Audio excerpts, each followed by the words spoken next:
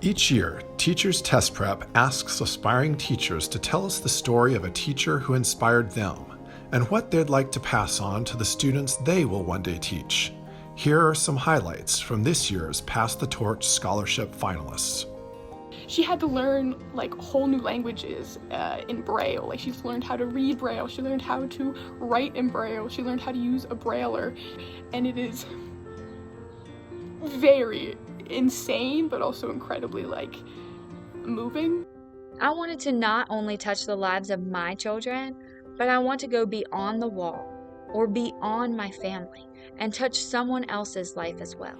At that point in my life, I felt completely defeated.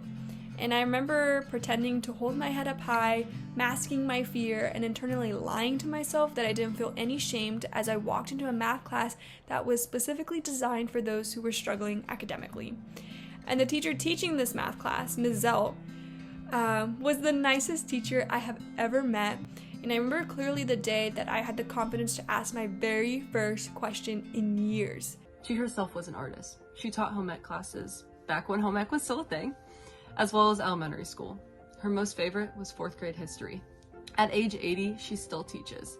She currently works with the Patterson Inn in Corning, New York, where she teaches students how to cook on what I believe is called the hearth, which is like an old stove. He looked me in the eyes and he said, "Lily, you don't ever have to be embarrassed to ask me for help. I just want you to know that. I'm here, I'm in your corner. I know sometimes you might look at other kids and compare yourself and feel like maybe their parents are helping and they have more done. It is not your fault what your parents do or don't do. You're not responsible for them."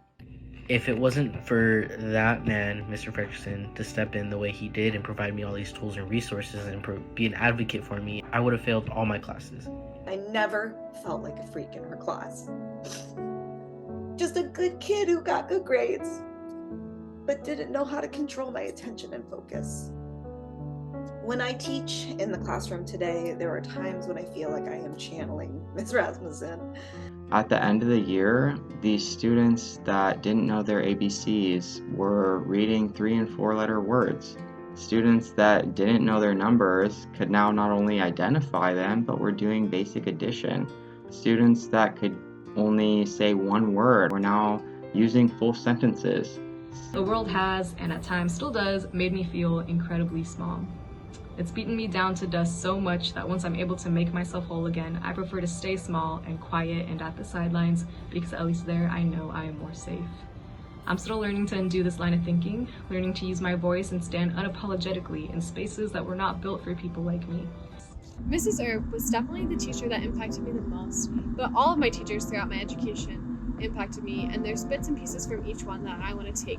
The biggest thing was they all cared about their students and were there to help them succeed. To learn more about the Pass the Torch scholarships, visit us today at teacherstestprep.com.